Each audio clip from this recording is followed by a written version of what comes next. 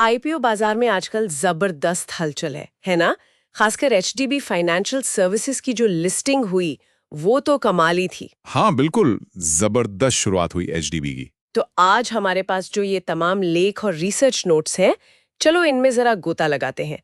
समझते हैं कि ये इनिशियल पब्लिक ऑफरिंग मतलब आईपीओ की दुनिया में आजकल चल क्या रहा है। हाँ, ये समझना जरूरी है कि जब कोई प्राइवेट कंपनी पहली बार अपने शेयर, आप कह सकते हैं आम जनता को बेचकर पब्लिक बनती है, तो उसके पीछे क्या होता है।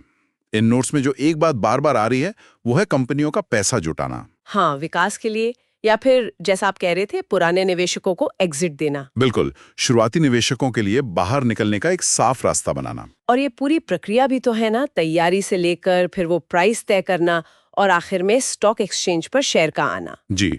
और ये देखना कि कुछ आईपीओज दूसरों से ज्यादा ध्यान क्यों खींच रहे हैं, जो भी जानकारी हमारे पास है उसके आधार पर। तो बुनियादी बातों से शुरू करते हैं, पर जल्दी से, क्योंकि हमारे सुनने वाले काफी कुछ जानते ही होंगे। हाँ हाँ, संक्षेप नहीं तो आईपीओ, जैसे हमने कहा, एक प्राइवेट कंपनी का पब्लिक बनने का सफर है। पूंजी जुटाना एक बड़ा कारण है, मतलब बिजनेस बढ़ाना है, नए प्रोजेक्ट शुरू करने हैं, या शायद कोई पुराना कर्ज चुकाना है। और वो लिक्विडिटी वाली बात भी है ना, संस्थापकों के लिए या जो शुरू में पैसा लगाते हैं उनके लिए। जी बिल्कुल, उनके लिए अपनी हिस्सेदारी बेचने का मौका। प्रक्रिया में भी कई पड़ाव हैं। पहले तैयारी होती है, जैसे सेबी के पास वो ड्राफ्ट पेपर फाइल करना, डीआरएचपी जिसे कहते हैं। हाँ, और फिर अंडरराइटिंग बैंक चुनना, ऑडिट वगैरह। सही। फिर आता है मूल्य निर्धारण, बुक बिल्डिंग से या फिक्स्ड प्राइस से। फिर लोग अप्लाई करते हैं सब्सक्रिप्शन के लिए एएसबीए के जरिए। और अंत में शेयर अलॉट होते हैं और फिर होती है लिस्टिंग। बिल्कुल। और इन सब में ये तो साफ है कि लिस्टिंग पर तेज मुनाफे की उम्मीद बहुत रहती है, वो जिसे आईपीओ पॉप कहते हैं। हाँ, उम्मीद तो रहती है, लेकिन बाजार की अस्थिरता, वो रिस्क भी उतना ही बड़ा है। ये हमेशा ध्यान में रखना चाहिए। सही कहा। अच्छा, अब हाल के उदाहरणों पर आते हैं। एचडीएफसी फाइनेंशियल सर्विसेज, ये तो वाकई बहुत बड़ा इवेंट था। हाँ बिल्कुल, भारत का सबसे बड़ा नॉन बैंक आईपीओ, करीब $15.5 बिलियन का। हाँ, मतलब 12,500 करोड़ का इश्यू, और वो लिस्ट भी प्रीमियम पर हुआ। प्राइस बैंड था 700 से 740 और लिस्ट हुआ 835 पर, लगभग 13% ऊपर। जी। और सुनने में आया है कि इसमें जो बड़े निवेशक हैं, संस्थागत निवेशक, उनकी तरफ से मांग जबरदस्त थी, करीब $19 बिलियन की बोलियां। बाप रे। और इसका महत्व सिर्फ एचडीएफसी के लिए नहीं है। इसने इस साल 2025 में भारत को दुनिया का दूसरा सबसे बड़ा आईपीओ बाजार बनाने में मदद की है। अच्छा, ये तो बड़ी बात है। हाँ, ये दिखाता है कि बड़े निवेशक भारतीय बाजार पर, खासकर फाइनेंशियल सर्विसेज सेक्टर पर भरोसा कर रहे हैं। एचडीबी का तो फोकस बड़े निवेशकों पर था, लेकिन एक और नाम जो चर्चा में है वो है Shri lotus developers in reality. इन्हें भी मंजूरी मिली है सेबी से करीब 792 करोड़ जुटाने की। हाँ, श्री लोटस का मामला थोड़ा अलग है। यहाँ सेलिब्रिटी कनेक्शन काफी है। हाँ, मैंने भी पढ़ा। अमिताभ बच्चन, शाहरुख खान, ऋतिक रोशन जैसे नाम है। जी, लेकिन सिर्फ यही बात नहीं है।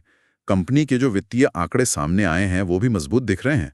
पिछले साल मुनाफे में रिपोर्ट्स के मुताबिक 635% की बढ़ोतरी हुई। अरे वाह, 635%। हाँ, तो जो लोग रियल एस्टेट सेक्टर में निवेश देखते हैं उनके लिए ये दिलचस्प हो सकता है। तो मतलब दो बिल्कुल अलग तरह की कहानियां। एक तरफ एचडीबी, बड़ा साइज, संस्थागत निवेशक, दूसरी तरफ श्री लोटस, सेलिब्रिटी फैक्टर और प्रॉफिट ग्रोथ। बिल्कुल। और इनके अलावा क्रिजैक का मेन बोर्ड इशू भी था, और एसएमई सेगमेंट में मूविंग मीडिया एंटरटेनमेंट जैसी कंपनी भी लिस्ट हुई, ये जो फिल्म वालों को कैमरा वगैरह किराए पर देते हैं। हाँ, वो भी हाल ही में लिस्ट हुई, बहुत मामूली प्रीमियम पर, लेकिन हुई। तो ये विविधता क्या दिखाती है, मतलब मेन बोर्ड, एसएमई, अलग अलग सेक्टर। ये दिखाता है कि आईपीओ बाजार में सिर्फ बड़ी कंपनियों के लिए ही जगह नहीं है। एसएमई कंपनियां भी आ रही हैं और निवेशक उनमें भी रुचि दिखा रहे हैं। अलग अलग तरह के बिजनेस मॉडल के लिए पैसा उपलब्ध हो रहा है। तो आगे क्या ये तेजी बनी रहेगी? पाइपलाइन में कौन से बड़े नाम दिख रहे हैं? देखिए, पाइपलाइन तो काफी मजबूत लग रही है। बड़े नामों में एनएसडीएल है, करीब 3000 करोड़ का। फिर hero Fincorp, Tata capital, JSW cement, travel food services, ये सब बड़े इशू हो सकते हैं, 2000 करोड़ या उससे ज्यादा के। और एसएमई सेगमेंट में भी काफी एक्शन है, केमकार्ट इंडिया, मेटा इन्फोटेक वगैरह।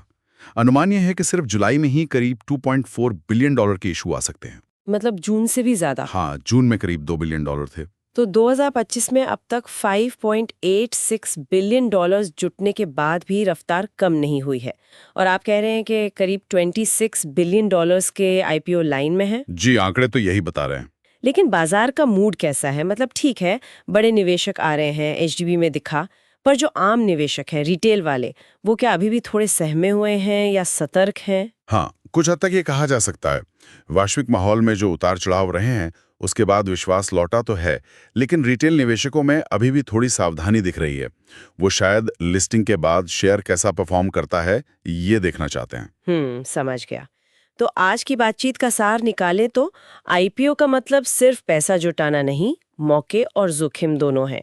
एचडीबी की लिस्टिंग ने भारतीय बाजार की ताकत दिखाई, श्री लोटस एक अलग तरह का आकर्षण लेकर आ रहा है और जुलाई में आईपीओ की भीड़ तो है, पर रिटेल निवेशक थोड़ा देख समझकर कदम बढ़ा रहे हैं। बिल्कुल, ये सारी जानकारी बाजार के मौजूदा रुझानों को और निवेश से जुड़े जो नफा नुकसान है, उन्हें समझने में काफी मददगार हो सकती है। सही।